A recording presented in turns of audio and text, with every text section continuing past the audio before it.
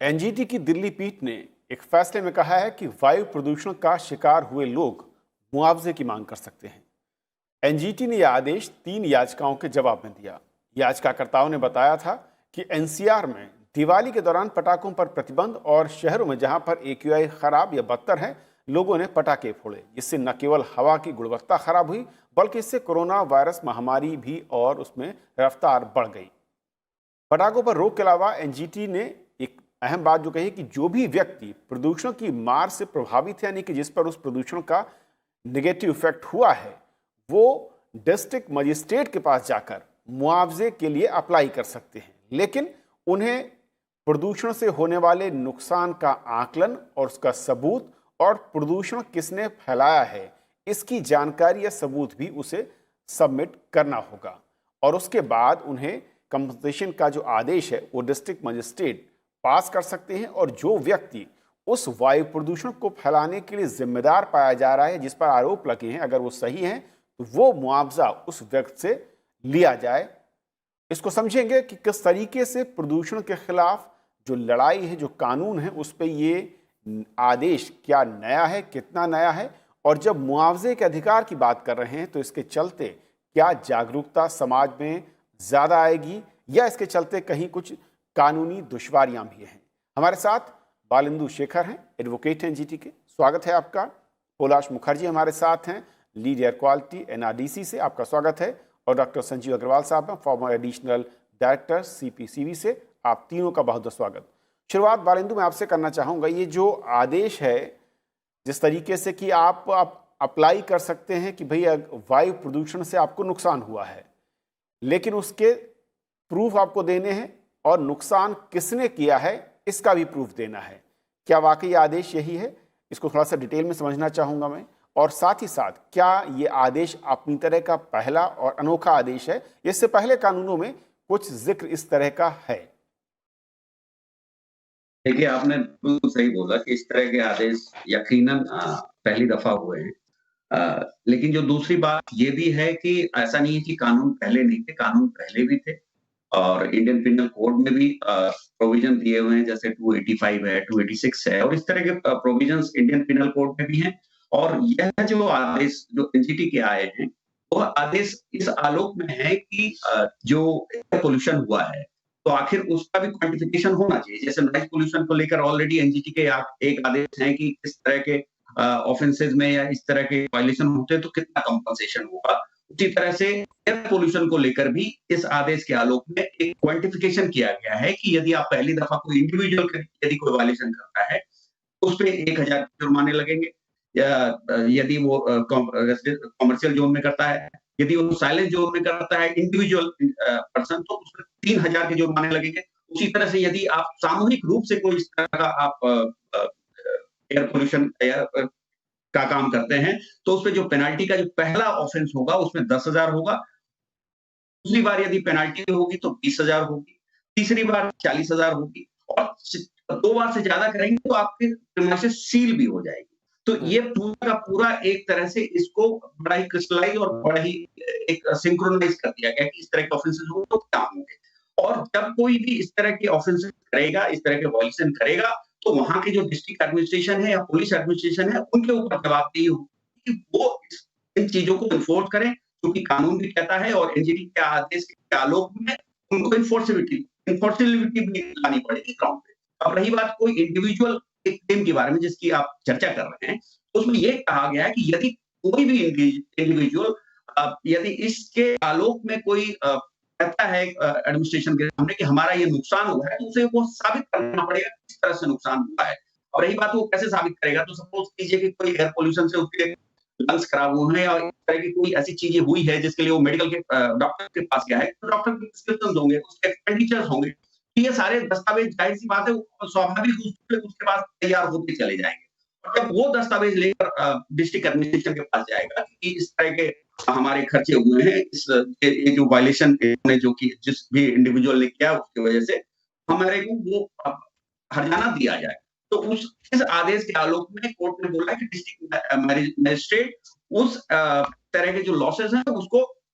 उनको देने का पावर डिस्ट्रिक्ट एडमिनिस्ट्रेशन को दिया गया है। अब रही बात की वो डिस्ट्रिक्ट एडमिनिस्ट्रेशन वो पैसे कहाँ से लाएगा, तो उसके लिए डिस्ट्रिक्ट एनवायरमेंट कंपनसेशन फंड करके एक बनाया गया है कि उसके फंड में जो अभी आएगा, क्योंकि जब डिस्ट्रिक्ट एडमिनिस्ट्रेशन या पुलिस के पास पावर होगी इस तरह के वायलेशन कोई भी करता है तो उससे पेनल्टी रिकवर करने की, तो वो जो अमाउंट जमा होंगे या इस तरह के जो भी प्रोविजन होगा वो फिर उस फंड से उसको कंपनसेट किया जा सकता है। ओके बालंदु, मैं लौटता हूं आपके पास। लेकिन जिस तरीके से पोलाश ये कदम है, अभी तक हम देखते थे कि पेनाल्टी एक विकल्प था या फिर कानून में उसका प्रावधान था, लेकिन जब हम दूसरे एक और कदम की तरफ बढ़ते हुए नजर आ रहे हैं, अगर मैं गलत नहीं हूं, कि अब मुआवजे का अधिकार, यानी अगर मुझे कोई भी नुकसान हुआ है उस एयर पॉल्यूशन से, तो मुझे मुआवजे का अधिकार जो कि एनजीटी कहता है। और इस कदम को आप कैसे देखते हैं, अगर हम ओवरऑल जो स्ट्रक्चर है पॉल्यूशन को लेकर, खासतौर पर सिर्फ और सिर्फ एयर पॉल्यूशन को लेकर, और इंडिविजुअल लेवल पर इसे फैलाने, इसे रोकने और इसके लिए जो विकल्प या टूल एनजीटी प्रोवाइड कर रहा है? Thank you Kavindra ji.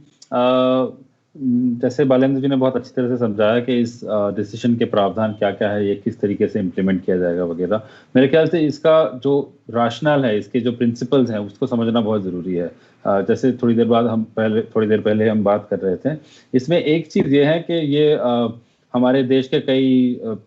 Legal policies में है और ये सुप्रीम कोर्ट तक कह चुका है पहले एमसी मेहता के मैटर में, कि राइट टू क्लीन एयर जो है वो एक फंडामेंटल राइट है। तो इसका क्या मतलब है? इसका मतलब यह है कि अगर यदि किसी कारण आप इस राइट से वंचित होते हैं, आपको साफ हवा नहीं मिल पाती है, तो इसके लिए आपको कंपेंसेट करना जरूरी है। तो ये मैं इसीलिए कह रहा हूं कि इसमें जो अकाउंटेबिलिटी का प्रिंसिपल है वो कहीं ना कहीं रूटेड है, और ये बहुत बड़ा महत्वपूर्ण स्टेप है मेरे हिसाब से, क्योंकि वायु प्रदूषण एक चीज है जो एक आउटपुट है, जो एक आउटकम है। Good air is an outcome. इसका मतलब यह है कि साफ हवा मिलने के लिए कई सारी प्रोसेसेस को साथ में लाना जरूरी है। इसके कारणवश इसका कॉन्सिक्वेंस ये होता है कि जब हवा साफ नहीं होती है, उसके लिए कोई भी जिम्मेदार नहीं ठहराया जाता आमतौर पर। अगर हम बात करें कि दिल्ली में वायु प्रदूषित है, इसके लिए कौन जिम्मेदार है, इसके लिए कोई एक जवाब नहीं है, क्योंकि इसमें कई सारे फैक्टर्स मिलके प्रदूषण पैदा करते हैं। तो ये जो स्टेप है, इससे ये मेरे ख्याल से इसका महत्व ये है कि ये इससे एक अकाउंटेबिलिटी सेट करता है कि जो डिस्ट्रिक्ट मैजिस्ट्रेट है एट द डिस्ट्रिक्ट लेवल, या फिर स्टेट लेवल पर स्टेट गवर्नमेंट, या फिर नेशनल लेवल पर जो नेशनल गवर्नमेंट है, वो अपने लीगल पॉलिसीज इस तरीके से बनाए कि यदि किसी को साफ हवा नहीं मिलती है तो उसके लिए अकाउंटेबिलिटी फ्रेमवर्क एक तैयार किया जाए, ताकि जो भी पोल्यूटर से हम पेनल्टी ले सके और उस पेनल्टी से हम कंपेंसेट कर सके जो वंचित हो रहे हैं। तो ये दो चीज मेरे ख्याल से बहुत महत्वपूर्ण है, और ऑफ कोर्स ये इम्प्लीमेंट कैसे होगा वो तो देखना जरूरी है। संजीव जी, इस एनजीटी के आदेश को मैं समझना चाहूंगा आपसे, आप कैसे देखते हैं, और क्या ये कहा जाए कि जो जवाबदेही तय करने की जब हम बात करते हैं, और जैसे कि पोलाश ने कहा कि अब तक हम देखते हैं अगर किसी शहर में, किसी एक राज्य में हवा खराब है, तो हम ये ज़रूर मानते हैं कि हवा खराब है, जिम्मेदार कौन है ये तय नहीं हो पाता है। लेकिन ये कदम जो है एनजीटी का, ये आदेश जवाबदेही तय करने की दिशा में एक बहुत ही महत्वपूर्ण कदम हो सकता है। हाँ, बिल्कुल मैं आपकी बात से सहमत हूँ। बेसिकली ये अकाउंटेबिलिटी की बात है, जवाबदेही की बात है। देखिए, जो भी पॉल्यूशन हो रहा है या एयर पोल्यूशन हो रहा है, वो एक लोकल लेवल से हो रहा है, और वहाँ पे लोकल लेवल के लोग जिम्मेदार हैं। उसके लिए अगर अकाउंटेबिलिटी तय की जाए डिस्ट्रिक्ट मजिस्ट्रेट के लेवल पे, तो ये बहुत अच्छी बात है। मैं तो इस प्रस्ताव को बहुत मतलब पॉजिटिव वे में लूँगा, और मैं ये मानूंगा कि अगर स्टेट गवर्नमेंट लेवल पे ही ये प्रॉब्लम्स को सॉल्व कर दी जाए तो ये सेंटर तक नहीं पहुंचेगी। और एक और बात मैं बताना चाहूँगा कि पोल्यूटर स्पेस प्रिंसिपल जो है हमारे कॉन्स्टिट्यूशन ऑफ इंडिया और हमारे लॉ में, एनवायरमेंटल लॉ में, ये बहुत पहले से है कि अगर कोई पोल्यूट कर रहा है तो उसको उसका पे करना पड़ेगा। तो उसी के आधार पे मुझे लगता है कि माननीय एनजीटी ने ये आदेश पारित किया है, जिसकी वजह से अकाउंटेबिलिटी फिक्स होगी, और जो भी एक प्रॉब्लम्स आएंगी इन छोटी छोटी जगह से, जो पोल्यूशन हो रहा है उससे जो प्रॉब्लम आएगी, और जो लोकल लोगों को इफेक्ट हो रहा है, उसका सॉल्यूशन ये निकल सकता है। बालिंदु, क्योंकि अभी तक जो भी हम प्रयास देख रहे थे, चाहे एनजीटी के हो या सरकारों की हो या फिर नए प्राधिकरण की बात हो रही हो, लोकल लेवल पर जिस तरीके की जिम्मेदारी तय की गई है, लेकिन उसको इम्प्लीमेंट कराना एक बड़ी चुनौती दिख रहा है, और खासतौर पर पेनल्टी के लेवल पर या फिर इंडिविजुअल लेवल पर इसे रोकने को लेकर क्या आपको लगता है कि मौजूदा जो सिस्टम है उसमें इस तरीके के पावर्स को जोड़ना या फिर लोगों की भागीदारी को जोड़ना सीधे तौर पर, वो कहीं ना कहीं डिस्ट्रिक्ट प्रशासन को मजबूर करेगा कार्रवाई करने के लिए, और जो सोसाइटी है, जो समाज है, वहाँ पे लोगों के अंदर भी एक फियर फैक्टर आएगा कि अगर उसके खिलाफ कोई शिकायत करता है तो जुर्माना उसे देना पड़ेगा? देखिए, सबसे बड़ी बात तो ये कि आज की तारीख में हिंदुस्तान में तकरीबन 740 जिले हैं, और छोटे और बड़े शहरों को यदि मिला लें तो तकरीबन 4000 सिटीज बनते हैं। और रही बात कि ये जो कमेटी जो बनी है या फिर डिस्ट्रिक्ट मजिस्ट्रेट कैसे काम करेगा, कैसे क्या होगा, तो उसके लिए भी एनजीटी ने बड़े स्पष्ट शब्दों में 2018 के ही आदेश में 8 अक्टूबर 2018 को नंबर 681 ऑफ 2018 में एक एयर क्वालिटी मॉनिटरिंग कमेटी की बात की, जो प्रत्येक राज्यों में बनेंगे, और वो जो कमेटी होगी वो 6 मेंबर कमेटी की बात कही थी कि सारे स्टेट्स को बनाने पड़ेंगे, जिसमें कि वहां के जो एनवायरमेंट डिपार्टमेंट होंगे, ट्रांसपोर्ट होंगे, इंडस्ट्री होंगे, फिर अर्बन डेवलपमेंट होंगे, फिर स्टेट पॉल्यूशन कंट्रोल बोर्ड होंगे, तो ये सारे के डायरेक्टर्स लेवल के ऑफिसर्स को मिला के एक कमेटी हर एक जिला में बनाई जा चुकी है या बनानी है, और जिसका ऑलरेडी एनजीटी ऑलरेडी उसको सुपरवाइज कर रहा है। और चूंकि वो कमेटी आज की तारीख में एग्जिस्ट कर रही है, तो इस आदेश के आलोक में यह भी कहा गया कि इस कमेटी की यह भी जवाबदेही होगी कि जो कंसर्न जो डीएम है वो हमारे आदेश को इंप्लीमेंट कर रहे हैं कि नहीं कर रहे हैं, और नहीं कर रहे हैं तो उनकी क्या दिक्कत है और उसको कैसे आप एग्जीक्यूट करवाओगे। तो पूरी की पूरी मैकेनिज्म ऑलरेडी एग्जिस्टेंस में है। और रही बात की यदि वो ऑर्डर यदि डिफाई होता है या इंप्लीमेंट नहीं होता तब क्या होगा, तो उसके आलोक में मैं ये बताना चाहूंगा कि जिस तरह के एनजीटी के लगातार कुछ वर्षों में जो आदेश आए हैं और जिस तरह की पेनाल्टी एनजीटी आजकल लगा रही है, 2 करोड़, 5 करोड़, 10 करोड़, दिल्ली जैसे कॉर्पोरेशन पे भी 10-10 करोड़ के इस तरह के जुर्माने लगे हैं, फरीदाबाद पे, मतलब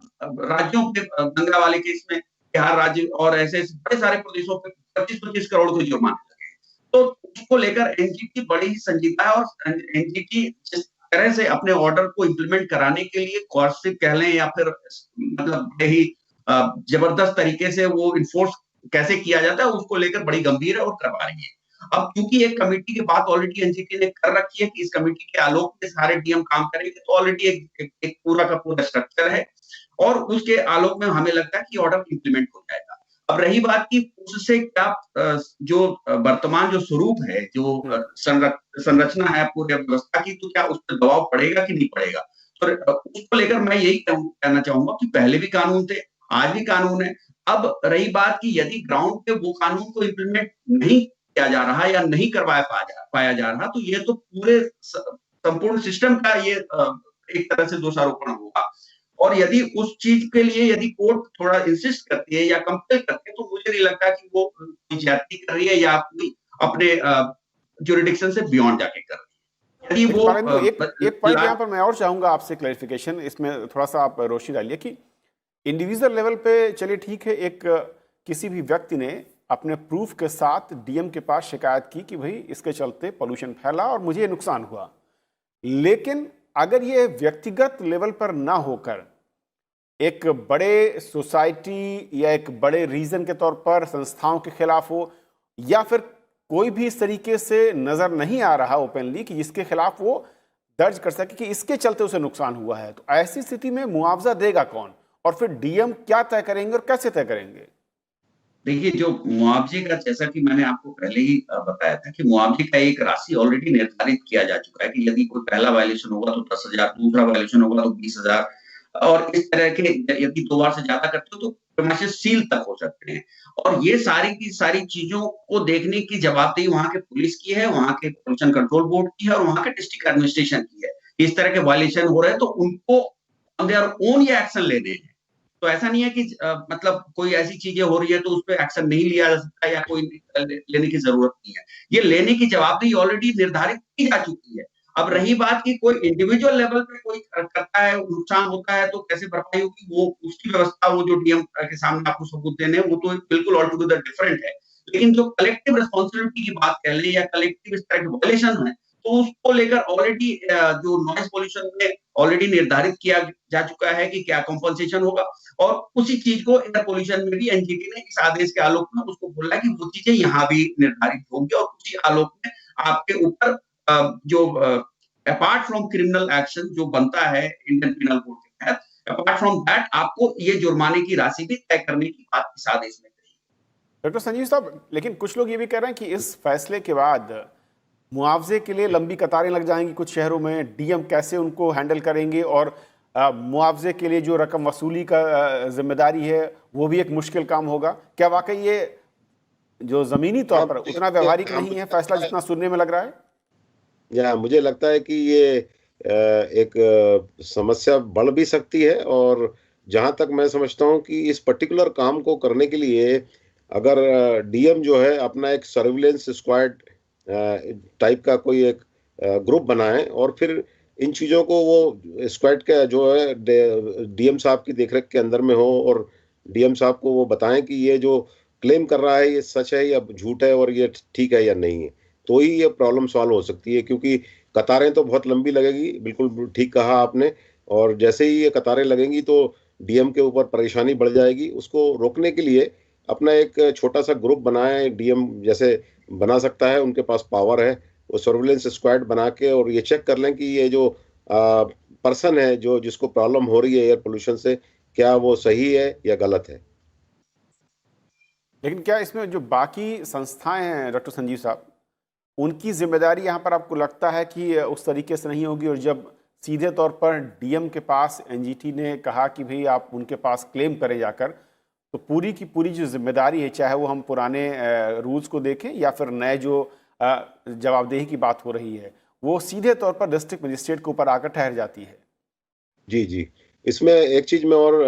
आप बताना चाहूंगा कि बेसिकली अगर ये ग्रुप बनता है, सपोज करो कोई सर्विलेंस स्क्वाड बनता है, तो उसमें सभी ऑर्गेनाइजेशंस के पर्सन्स रहने चाहिए। जैसे केंद्रीय प्रदूषण नियंत्रण बोर्ड हो गया, स्टेट पोल्यूशन कंट्रोल बोर्ड हो गया, पुलिस की तरफ से कोई हो गया, पुलिस डिपार्टमेंट की तरफ से कोई हो गया। तो इस तरीके से अगर 5-6 आदमियों का ग्रुप बनता है तो उसमें डीएम को काफी सहायता मिलेगी डिसीजन लेने में कि ये जो केस है सही है या गलत है। तो इसमें मुझे लगता है कि सभी लोगों को इन्वॉल्व करना जरूरी है डीएम को। कैलाश, एक और चीज़ यहाँ पर खड़ी होती है कि हिंदुस्तान में जहाँ पर भी आर्थिक मसला जुड़ा होता है, यानी कि धन जहाँ पर जुड़ जाता है,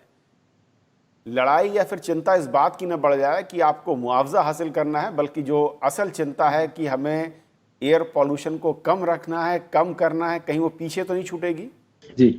जी, जैसे अभी संजीव जी ने भी कहा और उन्होंने भी कहा कि जो इसका इम्प्लीमेंटेशन बहुत जरूरी है, किस तरीके से ये इम्प्लीमेंट किया जाएगा।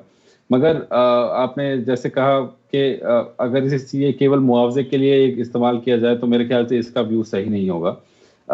मैं इसमें बस एक चीज ये जोड़ना चाहूंगा, जैसे बलेंदु जी ने भी अभी बात कही है कि डिस्ट्रिक्ट मॉनिटरिंग कमेटी की। सिमिलरली अगर हम नेशनल क्लीन एयर प्रोग्राम की बात करें, जो एग्जिस्टिंग हमारे एक्शंस हैं already, national clean air programme के तहत भी हर शहर में एक सुपरवाइजरी कमेटी को एनविजन किया गया है, जो जिसमें म्युनिसिपल कमिश्नर होता है, डीएम होते हैं और अलग अलग विभागों से रिप्रेजेंटेटिव ऑफिशियल्स होते हैं। तो इस तरीके से के फ्रेमवर्क में अगर इस ऑर्डर को इनकॉर्पोरेट किया जाए, मेरा मतलब है कि इस ऑर्डर को हम आइसोलेशन में ना देखें, मगर जो एयर पोल्यूशन के अलग अलग इंटरवेंशंस ऑलरेडी जो हो रहे हैं, जैसे सिटी एक्शन प्लान्स हैं, जैसे ये मॉनिटरिंग कमेटी है, इन सब में अगर ये इंटीग्रेट किया जाए तो फिर ये काफी महत्वपूर्ण हो सकता है। पहली बात। दूसरी बात यह है, और मेरे ख्याल से शायद संजीव जी मेरी बात से सहमति रखेंगे, कि काफी सारे केसेस में हम पहले देखते थे कि जो कंपेंसेशन में प्रॉब्लम होता था, पोल्यूटर पेज में प्रॉब्लम होता था, वो ये था कि सेंट्रल पोल्यूशन कंट्रोल बोर्ड या फिर स्टेट पोल्यूशन कंट्रोल बोर्ड के पास कंपेंसेशन पेनल्टी इंपोज करने का बहुत लिमिटेड पावर है। उसके लिए उनको जुडिशियल अथॉरिटी के पास हमेशा जाना पड़ता था, कि कोर्ट के पास जाना पड़ता था। अगर अभी नए ऑर्डर के बाद डिस्ट्रिक्ट एडमिनिस्ट्रेशन जो कि एग्जीक्यूटिव का हिस्सा है, वो उनके पास ये पावर्स मिल जाते हैं कि वो किसी और से पेनल्टी ले सकते हैं और उसका कंपेंसेशन कहीं और रिडायरेक्ट कर सकते हैं। तो ये एक गवर्नेंस में बहुत महत्वपूर्ण स्टेप रहेगा मेरे ख्याल से, अगर ये ठीक से इम्प्लीमेंट किया गया तो। जी डॉक्टर संजीव, सहमत हैं आप पोलार्ड से? हाँ बिल्कुल, मैं बिल्कुल सहमत हूँ इनकी बात से। इन्होंने जो एनकैप की बात की है, नेशनल क्लियर प्रोग्राम में भी इस तरीके की कमेटी बनी हुई है जिसमें 3 लेवल की कमेटी हैं, तो मॉनिटरिंग कमेटी भी उसमें इन्वॉल्व है। तो अगर ये इसके साथ उसी दिशा में देखा जाए इसको, तो ज़्यादा मैं समझता हूँ ज़्यादा अच्छे से इम्प्लीमेंट होगा ये। बालेंदु, लेकिन एक सवाल